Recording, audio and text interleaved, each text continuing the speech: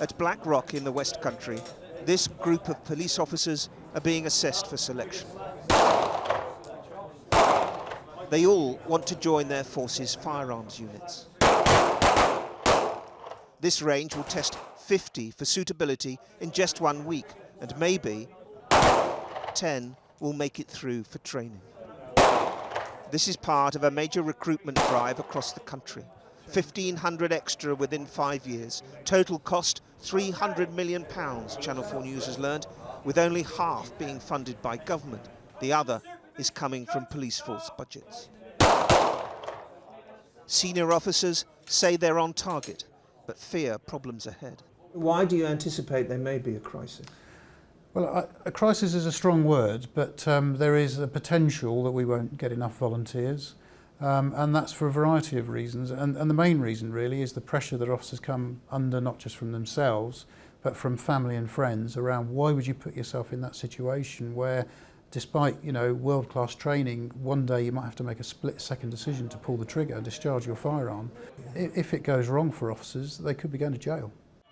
Last November's Paris attacks prompted David Cameron to order a review of legislation and processes when armed police in the UK opened fire.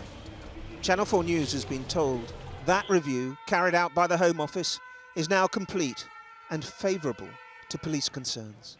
I've met many officers in post-incident situations, so when they've been involved in a shooting, and it's not the sort of high fives and macho behaviour, I can absolutely assure you.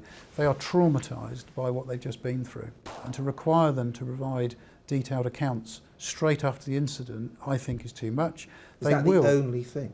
Well, and that's the major issue. Channel 4 News understands the review's accepted the need to treat officers initially as witnesses, not suspects, when there's been a shooting in the real world, and that an outright ban on conferring could be lifted. And in the real world, that's likely to calm fears around future recruitment. But the Home Office, in a statement, insisted that the work of the review is ongoing and that no conclusions have yet been drawn, and to suggest otherwise would be entirely incorrect. Back at Black Rock, there are now cognitive evaluations to weed out the unsuitable. This is known as the ice bucket test. A hand immersed in ice for 45 seconds, then straight into a pressured scenario.